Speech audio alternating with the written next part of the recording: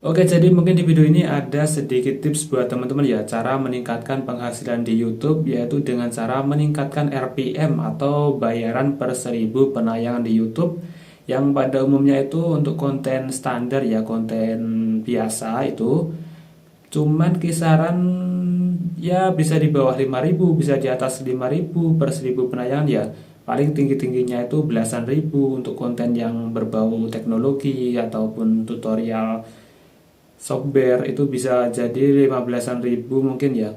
Tetapi kalau konten-konten yang random itu biasanya rendah banget. Aku pernah nyoba bikin konten yang seputar keseharian gitu, RPM-nya rendah banget. Nah, di sini tuh ada sedikit tips dari saya, yaitu cara meningkatkan RPM atau bayaran per 1000 penayangan di YouTube itu bahkan sampai ratusan ribu. Umumnya itu bisa puluhan ribu, bahkan bisa ratusan ribu ya teman-teman. Yaitu dengan memanfaatkan fitur yang sudah ada di YouTube ini. Ini fitur cukup baru ya, baru setahunan lebih atau kalau nggak salah 2 tahunan. Yaitu fitur YouTube Shopping ya, atau YouTube Affiliate. Nah, sekarang YouTube itu nggak mau kalah sama aplikasi sebelah yang bisa menampilkan keranjang di videonya. Nah, kelebihannya di YouTube ini kita bisa menambahkan keranjang di video yang lama atau video-video yang bahkan tahunan silam yang masih ada penontonnya. Kalian bisa menambahkan tagging produk yang sesuai ya teman-teman. Nah, misalnya saja di beberapa tahun yang lalu kita telah membuat video, sebagai contoh video review jam, mungkin ya seperti ini, sebuah jam, atau cara setting jam, atau cara menggunakan sebuah produk. Nah, video itu jika masih ada yang nonton itu bisa jadi peluang emas buat kalian menambahkan keranjang di video itu dengan menyampaikan produk yang sesuai ya teman-teman. Ingat, yang sesuai, jangan melenceng dari videonya yang jauh-jauh ya.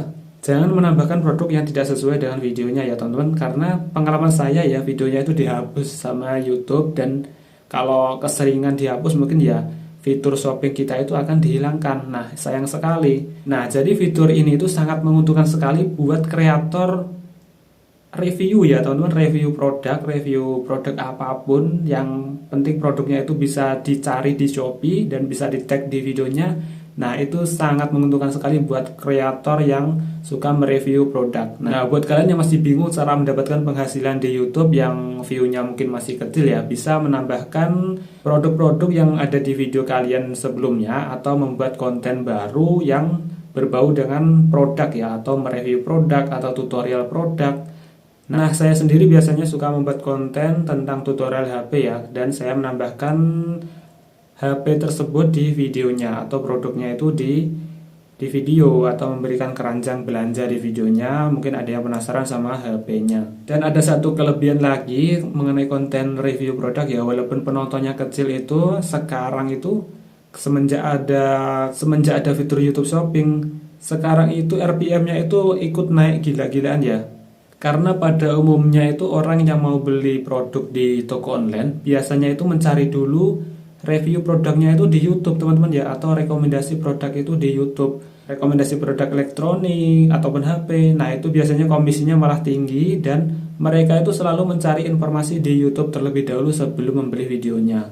Nah, itu tentunya sangat menguntungkan sekali buat kreator yang suka mereview produk ya. Dan saya sendiri sebenarnya belum terlalu pandai dalam membuat konten review. Dia mungkin kadang ala kadarnya aja membuat konten ya, daripada tidak membuat konten sama sekali. Nah, itu dia tips dari saya. Mungkin untuk syaratnya itu kemarin tuh saya dengar 10.000 subscriber ya minimal ya teman-teman, untuk membuka fitur YouTube Shopping.